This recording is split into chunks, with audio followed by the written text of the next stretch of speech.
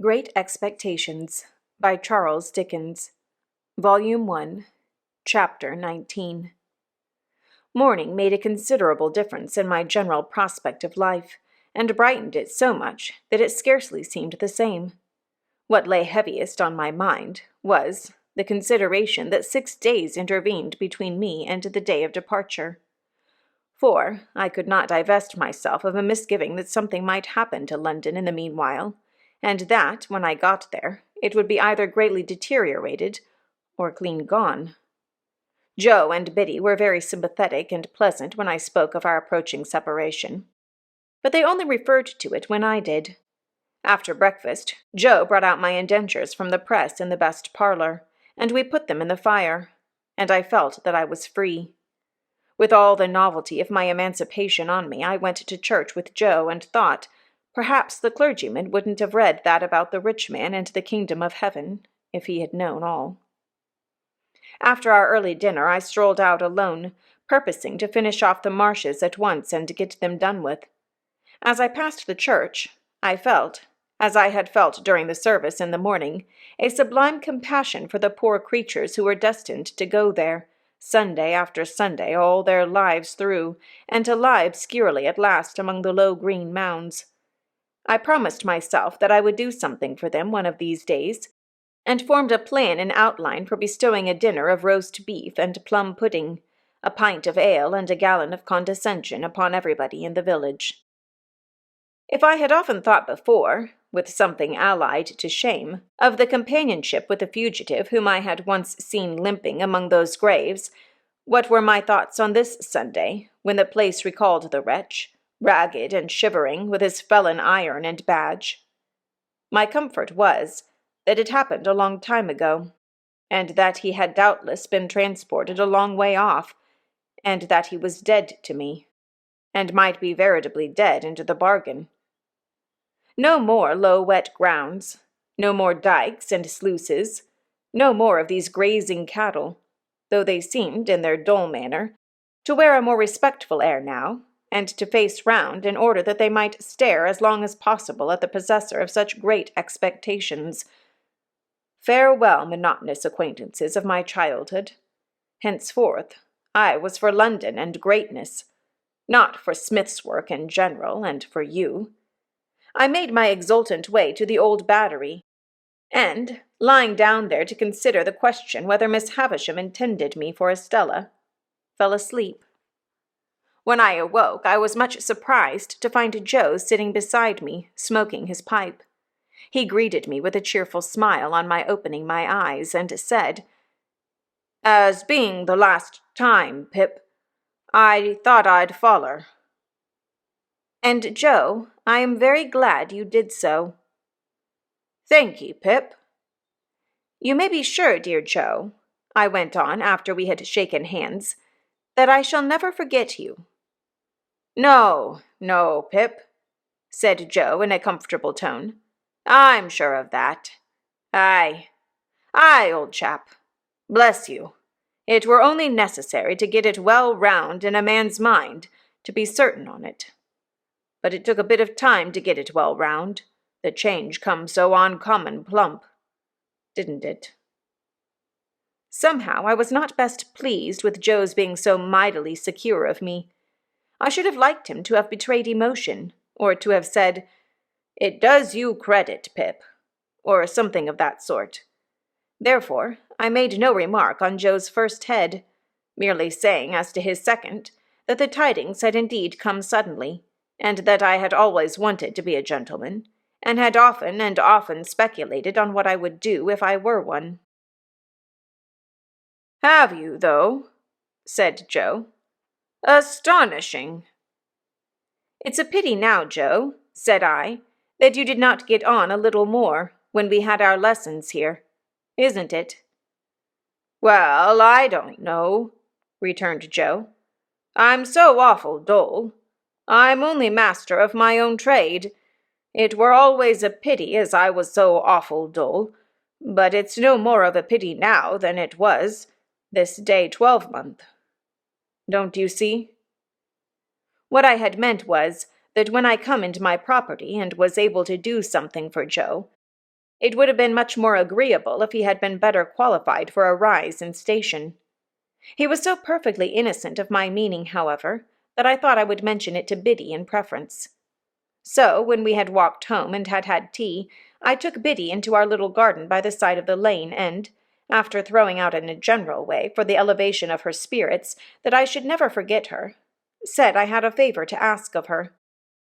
"And it is, Biddy," said I, "that you will not omit any opportunity of helping Joe on a little."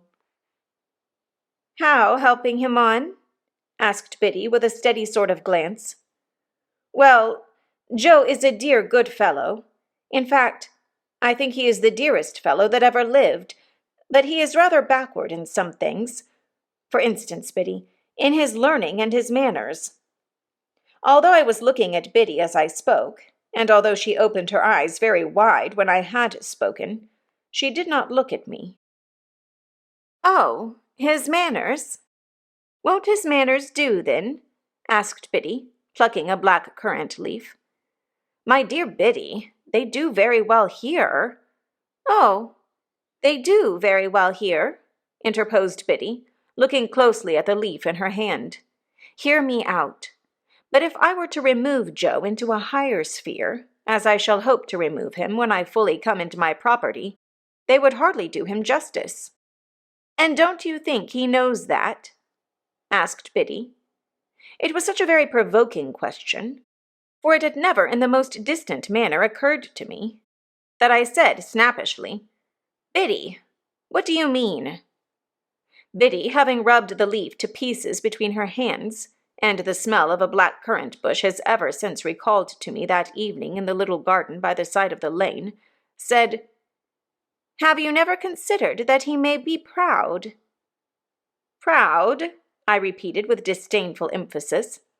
"Oh, there are many kinds of pride," said Biddy, looking full at me and shaking her head. "Pride is not all of one kind." "Well, what are you stopping for?" said I. "Not all of one kind," resumed Biddy. "He may be too proud to let anyone take him out of a place that he is competent to fill, and fills well and with respect. To tell you the truth, I think he is, though it sounds bold in me to say so, for you must know him far better than I do." "Now, Biddy," said I am very sorry to see this in you. I did not expect to see this in you. You are envious, Biddy, and grudging. You are dissatisfied on account of my rise and fortune, and you can't help showing it." "If you have the heart to think so," returned Biddy, "say so.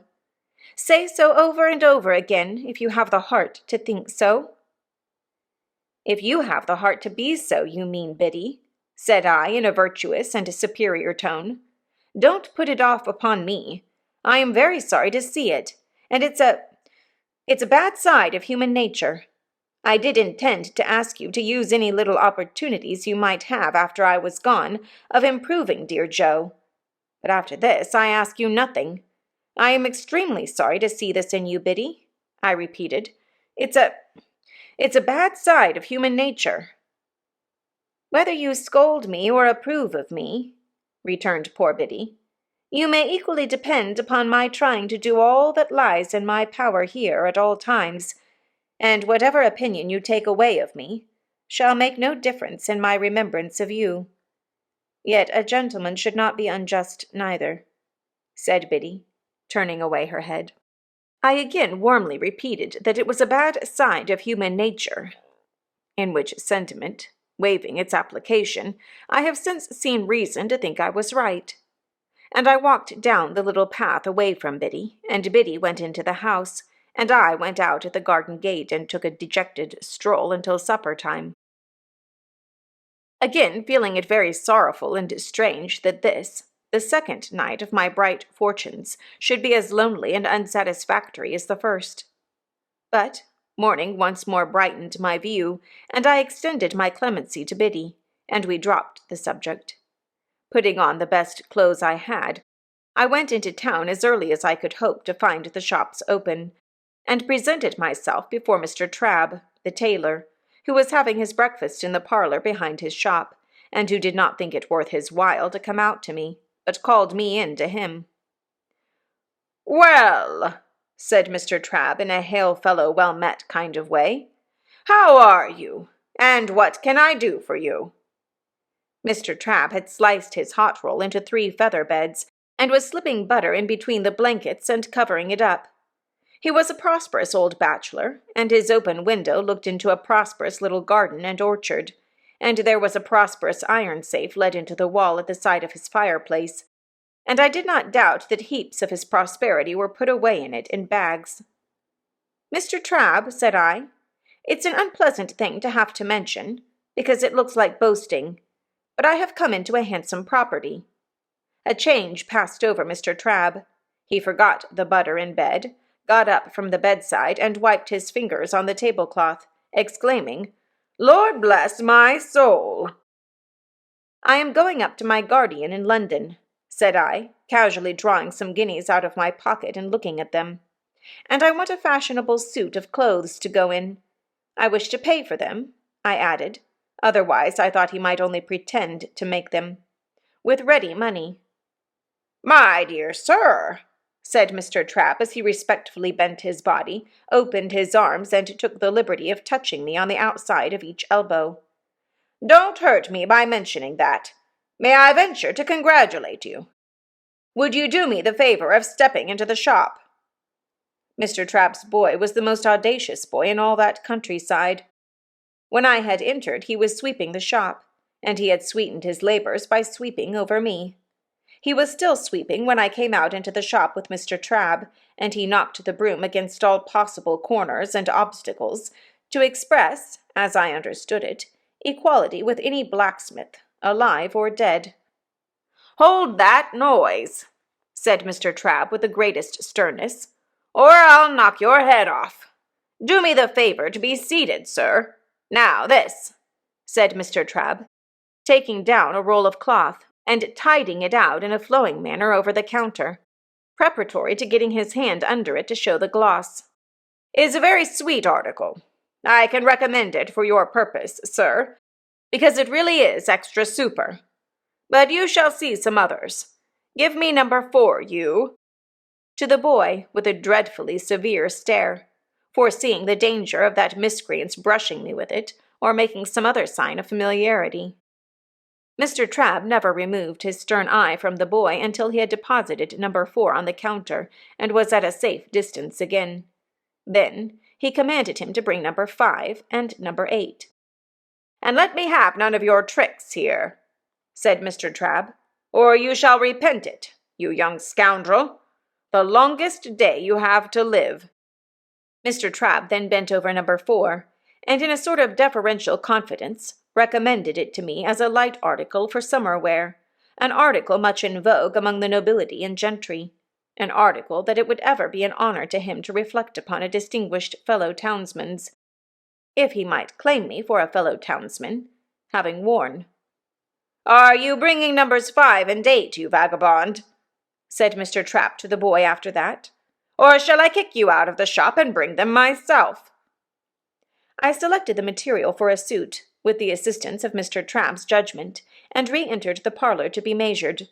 For, although Mr. Trabb had my measure already, and had previously been quite contented with it, he said apologetically that it wouldn't do under existing circumstances, sir. Wouldn't do at all. So Mr. Trabb measured and calculated me in the parlor, as if I were an estate and he the finest species of surveyor, and gave himself such a world of trouble that I felt that no suit of clothes could possibly remunerate him for his pains.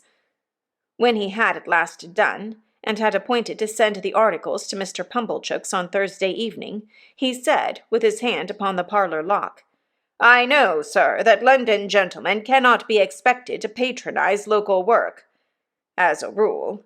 But if you would give me a turn now and then in the quality of a townsman, I should greatly esteem it.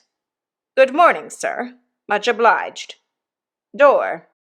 The last word was flung at the boy, who had not the least notion what it meant, but I saw him collapse as his master rubbed me out with his hands, and my first decided experience of the stupendous power of money was, that it had morally laid upon his back Trabb's boy. After this memorable event, I went to the hatters, and the bootmakers, and the hosiers, and felt rather like Mother Hubbard's dog whose outfit required the services of so many trades. I also went to the coach office and took my place for 7 o'clock on Saturday morning. It was not necessary to explain everywhere that I had come into a handsome property, but whenever I said anything to that effect, it followed that the officiating tradesman ceased to have his attention diverted through the window by the High Street, and concentrated his mind upon me. When I had ordered everything I wanted, I directed my steps towards Pumblechook's, and as I approached that gentleman's place of business, I saw him standing at his door. He was waiting for me with great impatience. He had been out early with the chaise cart, and had called at the forge and heard the news. He had prepared a collation for me in the Barnwell parlour, and he too ordered his shopman to come out of the gangway as my sacred person passed. "My dear friend," said Mr. Pumblechook, taking me by both hands when he and I and the collation were alone, "I give you joy of your good fortune.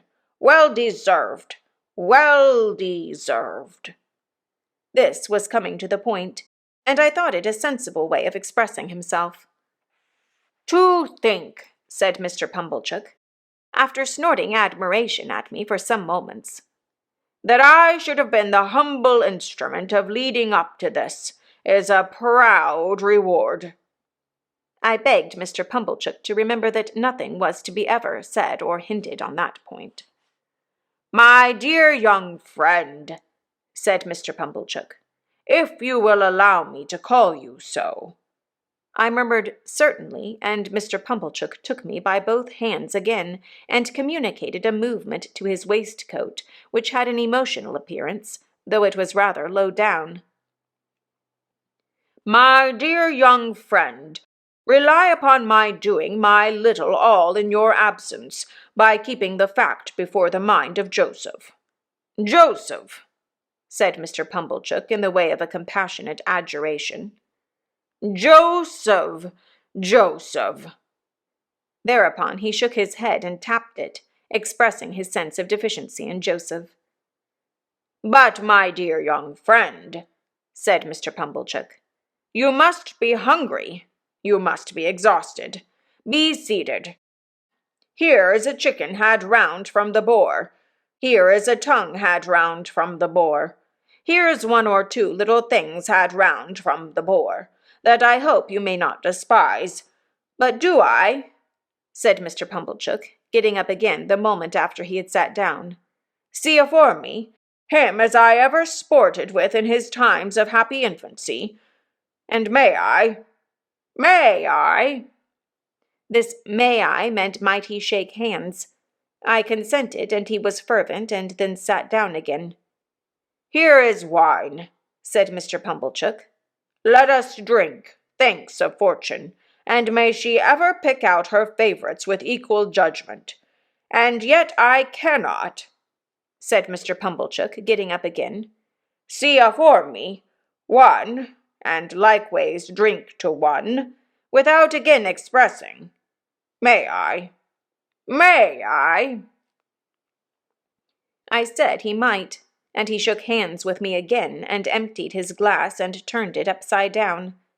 I did the same, and if I had turned myself upside down before drinking, the wine could not have gone more direct to my head. Mr. Pumblechook helped me to the liver wing, and to the best slice of tongue, none of those out-of-the-way, no thoroughfares of pork now, and took, comparatively speaking, no care of himself at all. "Ah, poultry, you little thought," said Mr. Pumblechook, apostrophizing the fowl in the dish. "When you was a young fledgling, what was in store for you? You little thought you was to be refreshment beneath this humble roof for one as— call it a weakness, if you will," said Mr. Pumblechook, getting up again. "But may I? It began to be unnecessary to repeat the form of saying he might, so he did it at once. How he ever did it so often without wounding himself with my knife, I do not know.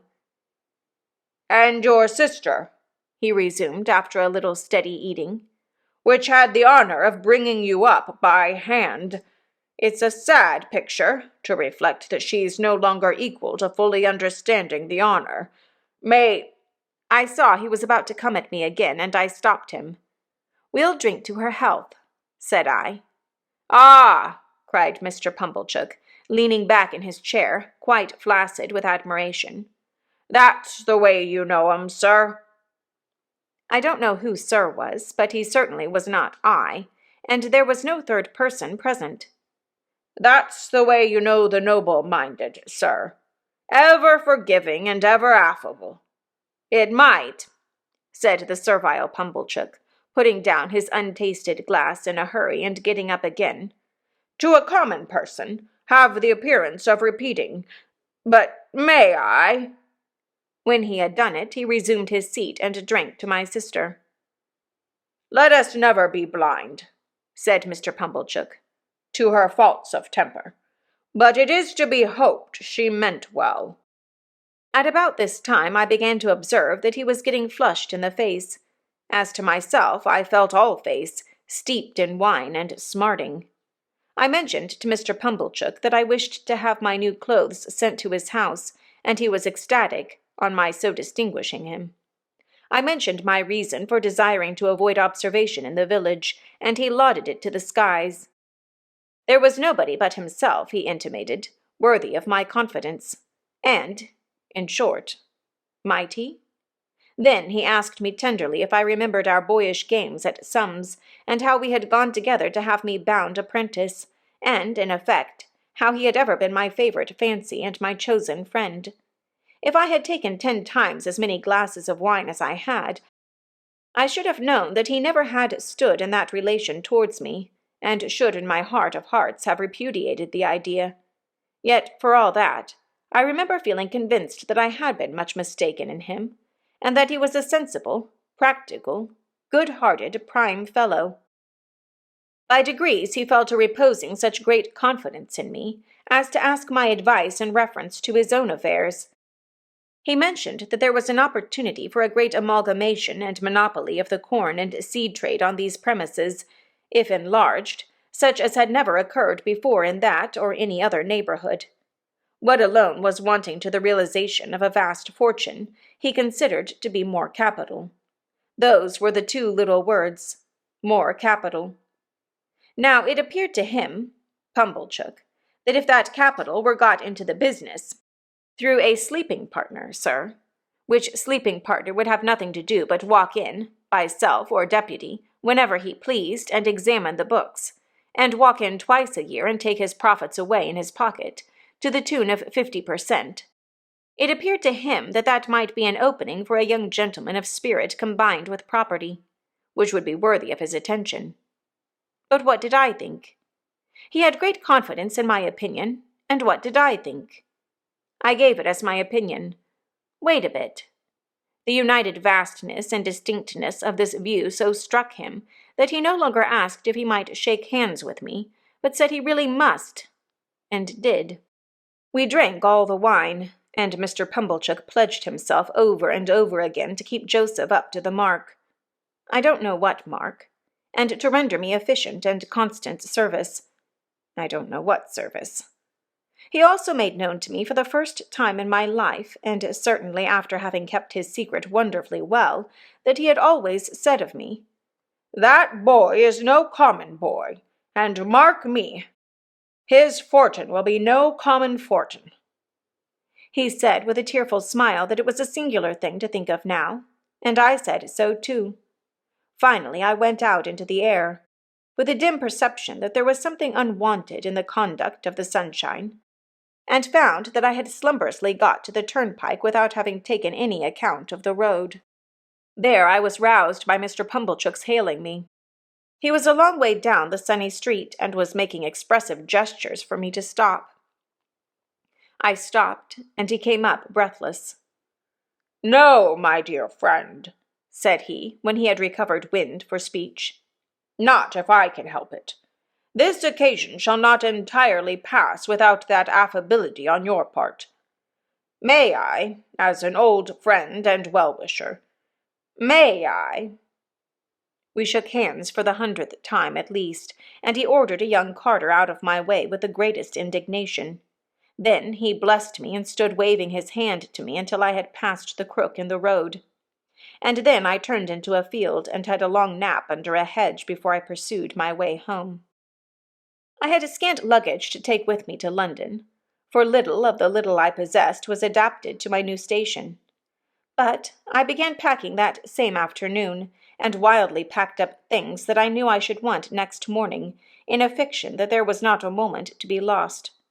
So Tuesday, Wednesday, and Thursday passed, and on Friday morning I went to Mr. Pumblechook's to put on my new clothes and pay my visit to Miss Havisham. Mr. Pumblechook's own room was given up to me to dress in, and was decorated with clean towels expressly for the event. My clothes were rather a disappointment, of course. Probably every new and eagerly expected garment ever put on since clothes came in fell a trifle short of the wearer's expectation.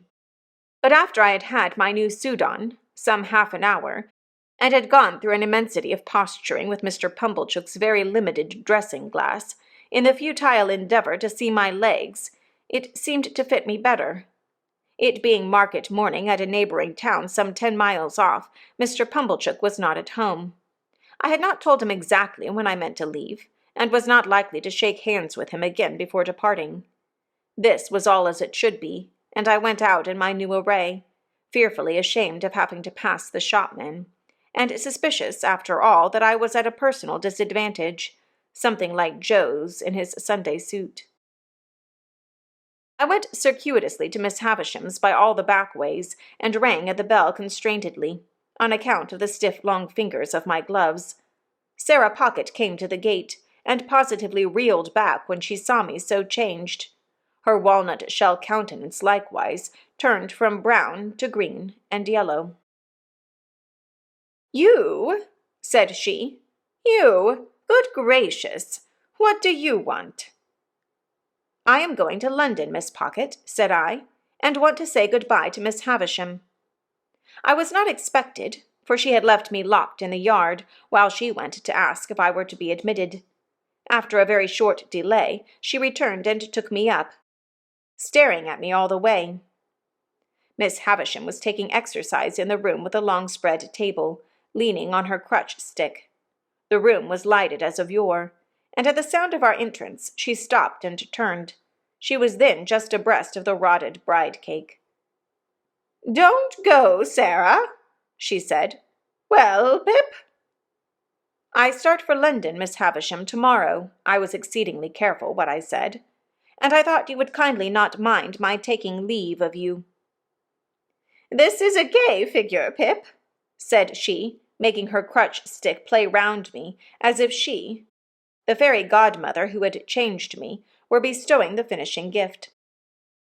"I have come into such good fortune since I saw you last, Miss Havisham," I murmured, "and I am so grateful for it, Miss Havisham."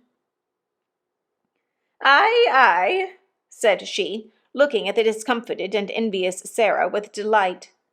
"I have seen Mr. Jaggers. I have heard about it, Pip. So you go tomorrow?" "Yes, Miss Havisham." "And you are adopted by a rich person?" "Yes, Miss Havisham." "Not named?" "No, Miss Havisham." "And Mr. Jaggers is made your guardian?" "Yes, Miss Havisham." She quite gloated on these questions and answers. So keen was her enjoyment of Sarah Pocket's jealous dismay. "Well," she went on, "you have a promising career before you. Be good. You deserve it. Abide by Mr. Jaggers' instructions." She looked at me, and looked at Sarah, and Sarah's countenance wrung out of her watchful face a cruel smile. "Good-bye, Pip. You will always keep the name of Pip, you know." "Yes, Miss Havisham." "Good-bye, Pip." She stretched out her hand, and I went down on my knee and put it to my lips. I had not considered how I should take leave of her. It came naturally to me at the moment to do this. She looked at Sarah Pocket with triumph in her weird eyes, and so I left my fairy godmother, with both her hands on her crutch-stick, standing in the midst of the dimly lighted room beside the rotten bride cake that was hidden in cobwebs. Sarah Pocket conducted me down as if I were a ghost who must be seen out. She could not get over my appearance, and was in the last degree confounded. I said, "Good-bye, Miss Pocket," but she merely stared, and did not seem collected enough to know that I had spoken. Clear of the house, I made the best of my way back to Pumblechook's, took off my new clothes, made them into a bundle, and went back home in my older dress, carrying it, to speak the truth, much more at my ease, too, though I had the bundle to carry. And now those 6 days which were to have run out so slowly had run out fast and were gone, and tomorrow looked me in the face more steadily than I could look at it. As the 6 evenings had dwindled away, to 5, to 4, to 3, or 2, I had become more and more appreciative of the society of Joe and Biddy. On this last evening, I dressed myself out in my new clothes for their delight, and sat in my splendor until bedtime. We had a hot supper on the occasion, graced by the inevitable roast fowl, and we had some flip to finish with. We were all very low, and none the higher for pretending to be in spirits. I was to leave our village at 5 in the morning, carrying my little hand portmanteau, and I had told Joe that I wished to walk away all alone. I am afraid, sore afraid, that this purpose originated in my sense of the contrast there would be between me and Joe, if we went to the coach together. I had pretended with myself that there was nothing of this taint in the arrangement, but when I went up to my little room on this last night, I felt compelled to admit that it might be so, and had an impulse upon me to go down again and entreat Joe to walk with me in the morning. I did not. All night there were coaches in my broken sleep, going to wrong places instead of to London, and having in the traces, now dogs, now cats, now pigs, now men, never horses. Fantastic failures of journeys occupied me until the day dawned and the birds were singing. Then I got up and partly dressed, and sat at the window to take a last look out, and in taking it, fell asleep. Biddy was astir so early to get my breakfast that, although I did not sleep at the window an hour, I smelt the smoke of the kitchen fire when I started up with a terrible idea that it must be late in the afternoon. But long after that, and long after I had heard the clinking of the teacups and was quite ready, I wanted the resolution to go downstairs. After all, I remained up there, repeatedly unlocking and unstrapping my small portmanteau, and locking and strapping it up again, until Biddy called to me that I was late. It was a hurried breakfast with no taste in it. I got up from the meal, saying with a sort of briskness, as if it had only just occurred to me, "Well, I suppose I must be off." And then I kissed my sister, who was laughing and nodding and shaking in her usual chair, and kissed Biddy, and threw my arms around Joe's neck. Then I took up my little portmanteau and walked out. The last I saw of them was when I presently heard a scuffle behind me, and looking back, saw Joe throwing an old shoe after me, and Biddy throwing another old shoe. I stopped then, to wave my hat, and dear old Joe waving his strong right arm above his head, crying huskily, "Hoorah!"